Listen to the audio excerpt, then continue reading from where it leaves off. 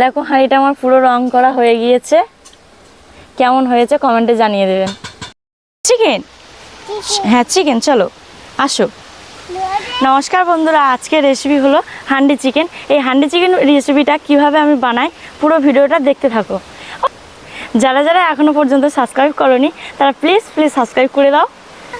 চলো এবার আমি তাহলে মাংসটা কেটে নেব।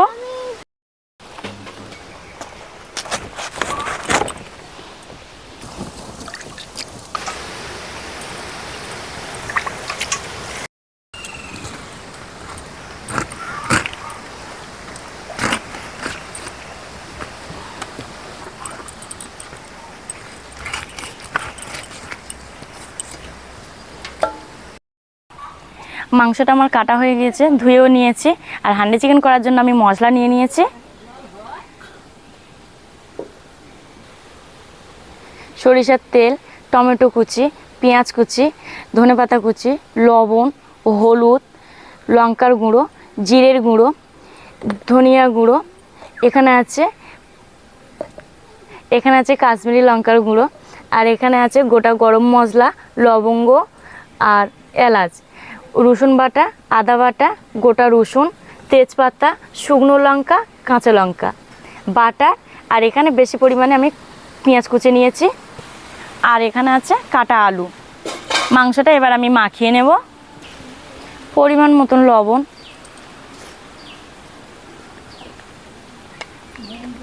হলুদ গুঁড়ো,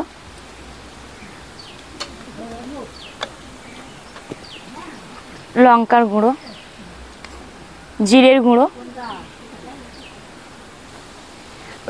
ধনিয়া গুঁড়ো,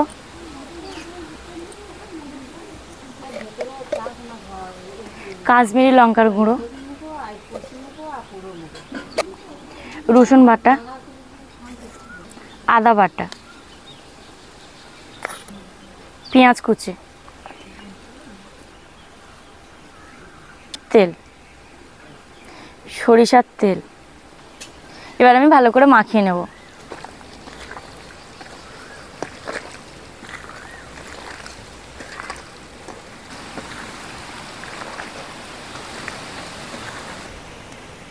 এবার আমি কোচা টমেটোটা দিয়ে দেব,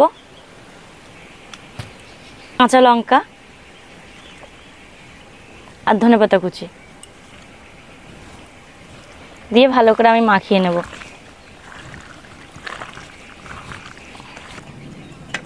এবার আমি গোটা রসুনটা দিয়ে দেব।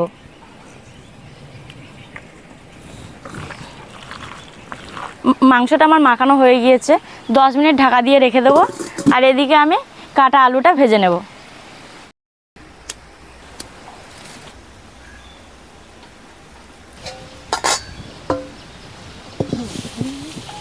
আলুটা ভাজার জন্য কড়াইতে আমি তেল দিয়ে দিচ্ছি।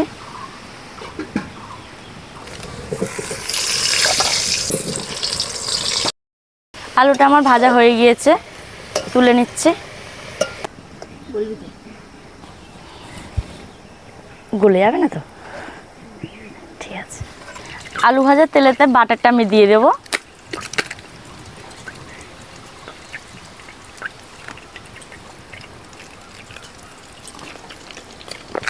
বাটারটা গলে যাচ্ছে, এটা আমি মাংসের সঙ্গে দিয়ে দেব। আমি হাঁড়ির মধ্যে বেশি পরিমাণে তেলটা দিয়ে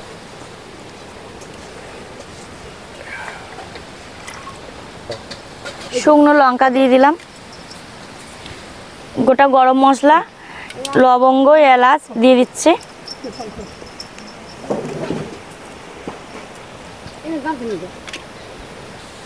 পেঁয়াজ কুচি,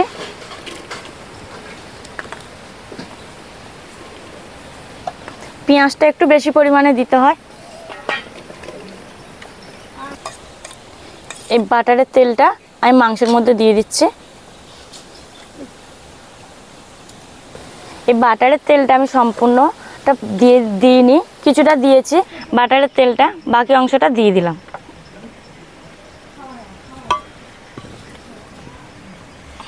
এবার আমি মাংসগুলো হাঁড়ির মধ্যে দিয়ে দিচ্ছি। মধ্যখানেতে আলুগুলো কিছুটা দিয়ে দিচ্ছি। ও আলু গরম।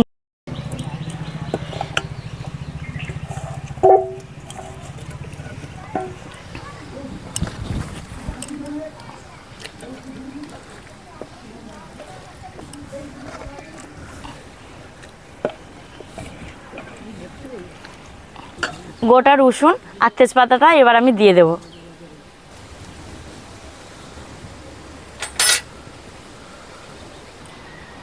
আমি এই মশলা মাংসটা মাখিয়ে রেখেছিলাম,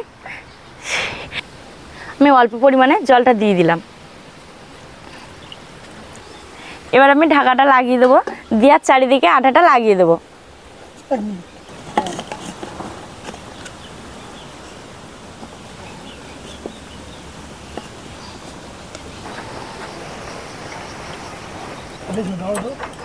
দেবো আটা লাগানো হয়ে গিয়েছে। এবার আমি উনুনে বসিয়ে আস্তে আস্তে জাল দিয়ে রান্না করব। হাঁড়ির মধ্যে থেকে ভাস্প বেরিয়ে যাচ্ছে, তাই আমি আটা দিয়ে আবার একটু লেপে দিচ্ছি।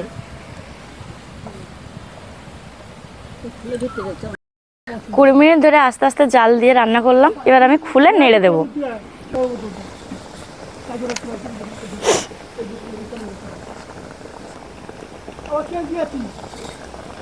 খুব সুন্দর সেন্ট বেরোচ্ছে।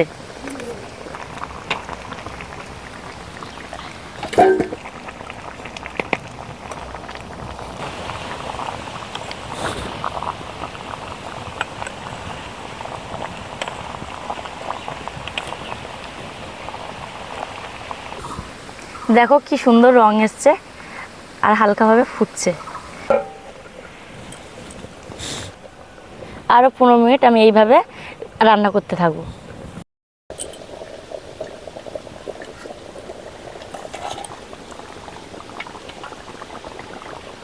হয়ে গিয়েছে, আমি এবার নামিয়ে নিচ্ছি।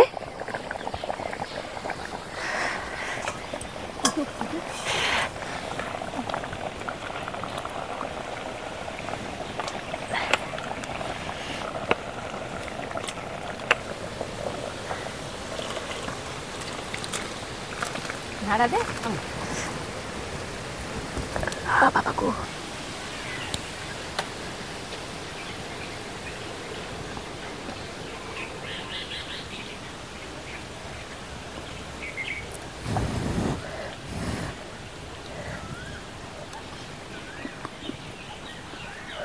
খুব সুন্দর টেস্ট হয়েছে। আর ভিডিওটি ভালো লাগলে লাইক করবেন, শেয়ার করবেন আর আমাদের চ্যানেলটিকে সাবস্ক্রাইব করবেন।